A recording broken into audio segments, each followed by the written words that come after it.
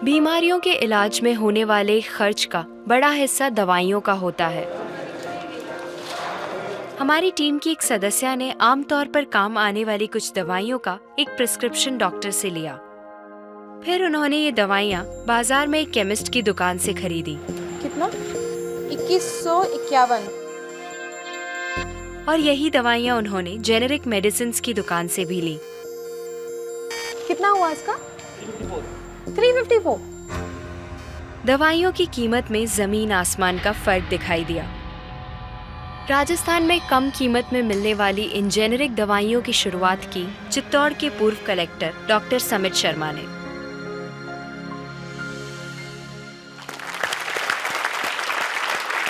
Doctor समित, मुझे बताइए कि ये कैसा मुमकिन है कि हमारी जो कॉरेस्पॉन्डेंट थी वो वही दवाइयाँ उन्होंने 2000 कीमत में उनको मिली एक दुकान में, और जो जेनरिक मेडिसिन है उस दुकान में जब गई तो उनको कम में मिली, 300 में मिली। ये कैसे मुमकिन है?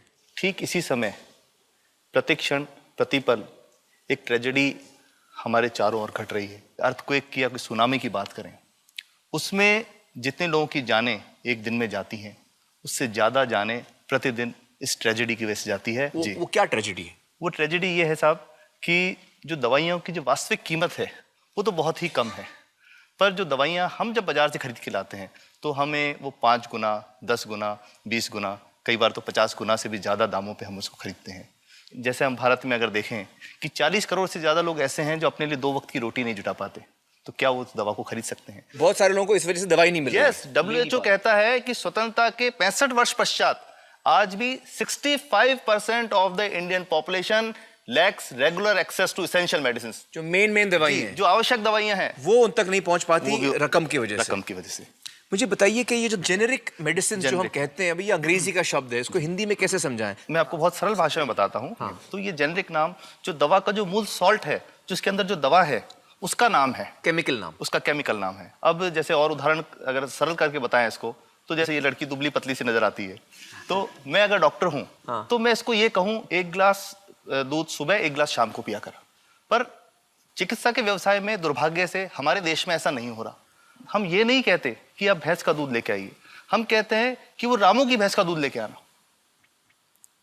यही ब्रांडिंग है। ये जब उसकी दुकान पे जाती है वो कहता है 500 रुपये लीटर है, लेना है कि नहीं लेना। तो जो 30 रुपए की चीज़ है वो 500 रुपये में मिलती है। तो अगर मैं डायबिटीज़ की दवा ले रहा हूँ और अगर मैं ब्रांडेड दवा लेता हूँ तो मुझे कितने की पड़ेगी?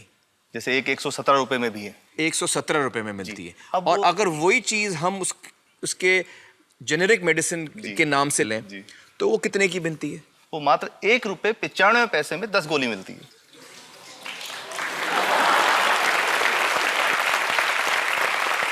और दोनों गोलियों में कोई फर्क नहीं है किसी किस्म का? 100% समान, क्योंकि इसकी उत्पादन लागत ही इतनी है। उसका manufacturing, packaging, transport, retail margin, जो उसके मार्जिन जो हैं, जो हमारे ज्यादा वो सब मिला करके उतने की ही पड़ती है। कुछ कैंसर के मैं आपको उदाहरण दूंगा, उसमें एक ही दवा जो ब्लड कैंसर के काम में आती है, बाजार में 1.25 लाख रुपए का एक पैकेट मिलता है। 1.25 लाख का एक पैकेट जो 1 महीने चलता है। और जेनरिक में वही दवा जेनरिक में अलग अलग कंपनीज जो बनाती हैं, एक 10,200 में बेचती है, एक 8,800 में बेचती है और एक 6,500 में बेचती है। मतलब ये आपका ये कहना है कि आपके ये प्रयास से इतने कम में राजस्थान में पब्लिक को, आवाम को ये दवाएं पहुंचा रहे हैं आप इस वक्त? जी, क्या बात है। मेरा ये सवाल है कि डॉक्टर्स जो हैं वो हमारे पर्ची पर जेनेरिक नाम क्यों नहीं लिख के देते? क्यों लिखते हैं वो ब्रांडेड? जाने नहीं देंगे बाहर फिर? नहीं, सब जाने देंगे। जब एक नया मेडिकल प्रैक्टिशनर जब प्रैक्टिस शुरू करता है तो उसके पास जो कंपनी के जो मेडिकल रिप्रेजेंटेटिव्स होते हैं, सेल्स बढ़ाने का उनका काम होता है, मार्केटिंग प्रिंसिपल के हिसाब से सेल्स एजेंट होते हैं बेसिकली। फिर वो कहते हैं साहब आप हमारी जो दवा है यही लिखना, ये बहुत बेहतर दवा है, इससे मरीज ठीक होगा। और उनको डॉक्टर्स को लिखने के लिए उनको प्रेशराइज किया जाता है, उनको टेम्प्ट किया जाता है। तो ये इसमें बहुत बड़ा कारण है जो दवा की कीमत को उसकी वास्तविक कीमत से 5-10 गुना 20 गुना तक बढ़ा देता है। ये बहुत बड़ा कारण है, क्योंकि हमारे पास जब हम टेंडर करते हैं तो बहुत सारे कंपनी वाले आते हैं, जो भारत की जो सबसे बेहतर कंपनियां, जिसके भी नाम वो रेपुटेड कंपनियां जिनके नाम आप ले सकते हैं, वो सभी हमें वो उसको जो 70 रुपए की है उसको 2 रुपए में 5 रुपए में दे रही है, 30 रुपए की दवा 2 रुपए में दे रही है। इतना ज्यादा फर्क। तो कंपनी तो दे सकती है और देना चाहती है और हमें देती भी है इतनी कम दामों में, हमें दे रही है ना, ये संभव तो है। अच्छा, मैं आपको बताऊंगा कि भारत से हम लगभग 45,000 करोड़ रुपए की जेनरिक दवाइयां प्रतिवर्ष विदेशों को निर्यात करते हैं।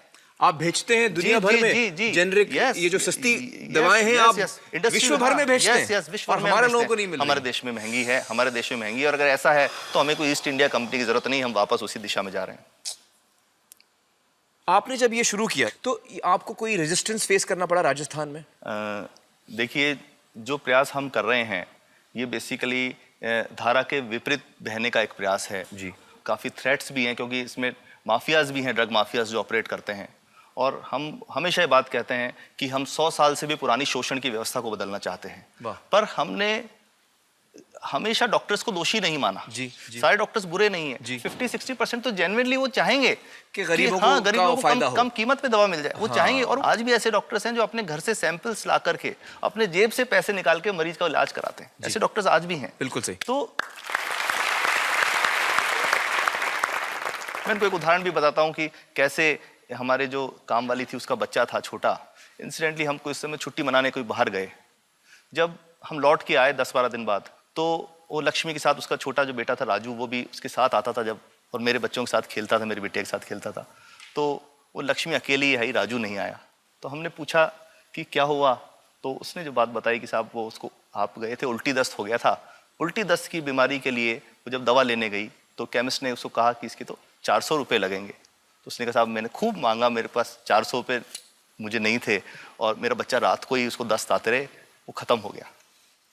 और मैं आपको ये कहना चाहता हूँ कि वो जो दवा लिखी थी कि वास्तव कीमत 1.5-2 रुपये ही है, तो वो बच्चे की जान बच सकती थी।